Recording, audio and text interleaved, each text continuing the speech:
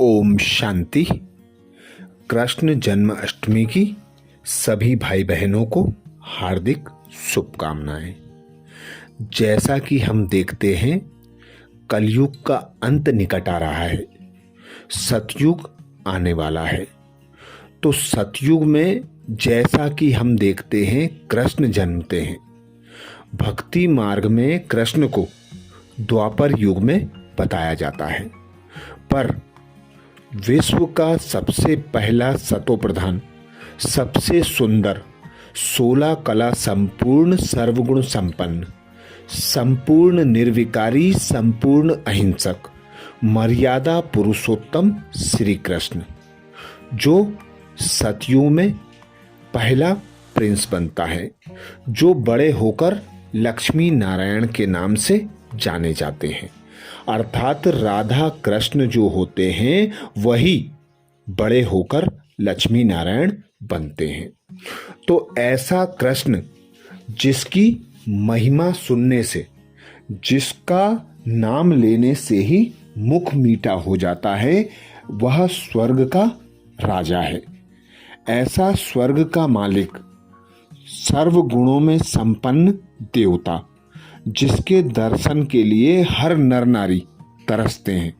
तो ऐसे कृष्ण के बारे में कुछ रहस्य जानेंगे। आज जानेंगे जिस प्रकार हम देखते हैं राम दो होते हैं, एक दशरथ नंदन श्री राम, दूसरा निराकार पिता परमात्मा राम। तो राम के बारे में तो लोग प्रायः जानते ही हैं कि एक तो त्रेता युग में 14 कला संपूर्ण दशरथ पुत्र श्री राम हुए, और दूसरे स्वयं निराकार परमात्मा का भी एक नाम राम है। दशरथ पुत्र का नाम जो संज्ञावाचक है, परंतु परमात्मा का जो राम नाम है वह गुणवाचक है।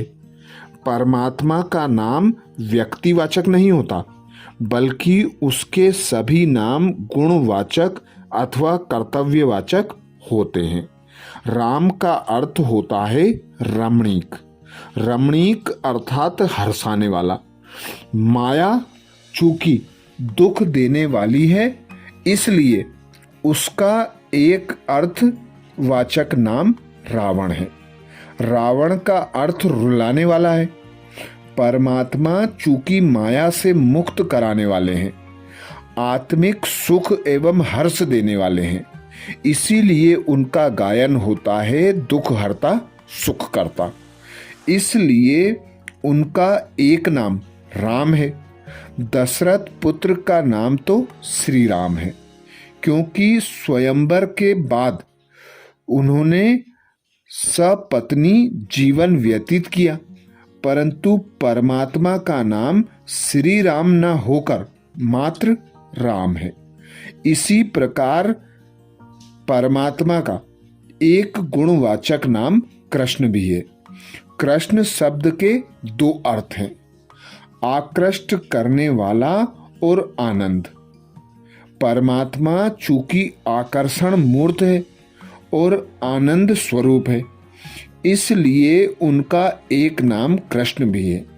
दूसरी ओर वासुदेव और देवकी के जो पुत्र हुआ, उसका व्यक्तिवाचक नाम श्री कृष्ण था।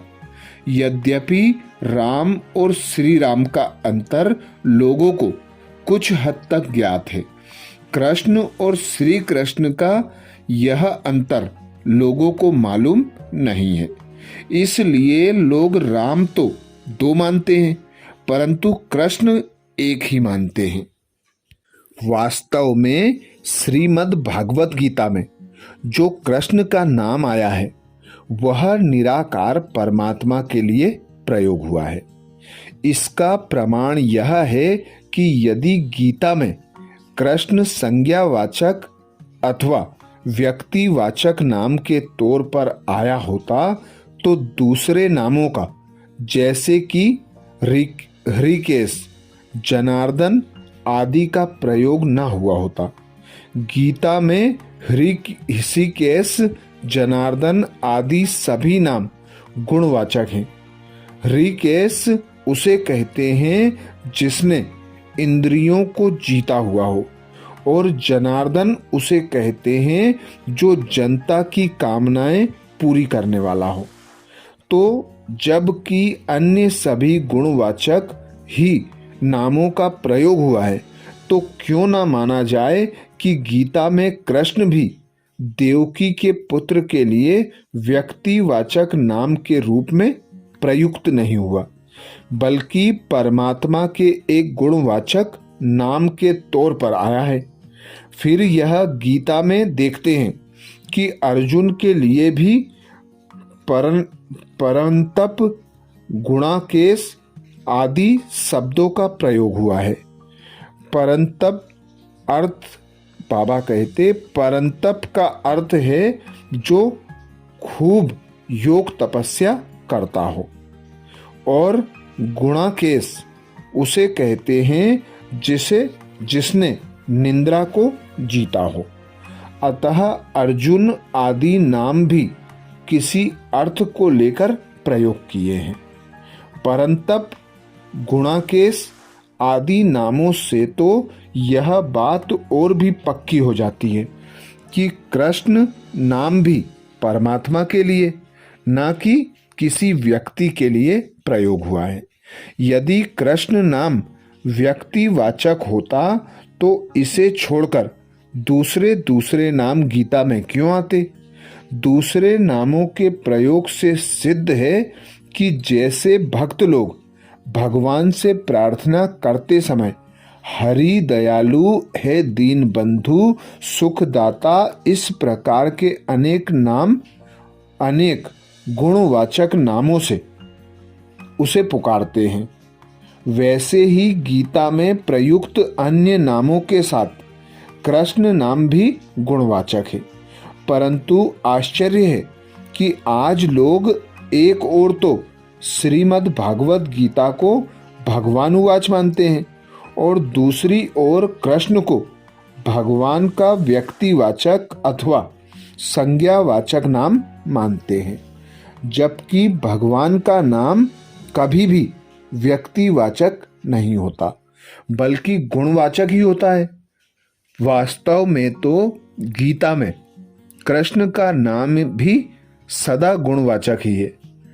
अब जैसे निराकार राम का एक नाम रामेश्वर भी है और दक्षिण भारत में रामेश्वर के स्थान पर शिवलिंग के रूप से उनकी यादगार है, वैसे ही निराकार कृष्ण की एक यादगार वृंदावन में गोपेश्वर नाम से शिवलिंग के रूप में बनी हुई है।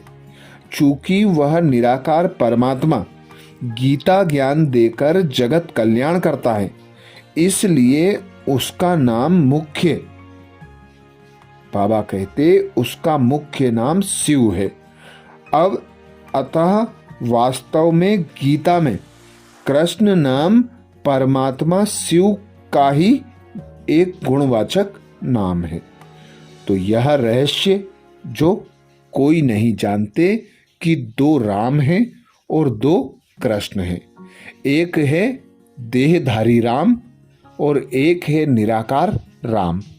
उसी प्रकार एक है देहधारी कृष्ण, एक है निराकारी कृष्ण।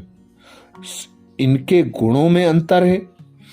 स्वयं भगवान पिता परमात्मा को रचयिता कहा जाता है और राम और कृष्ण उस पिता परमात्मा की रचना है।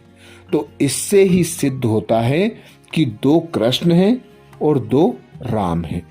ऐसे ही और रहस्य जानने के लिए बाबा के चैनल को सब्सक्राइब करें। अच्छा, ओम शांति।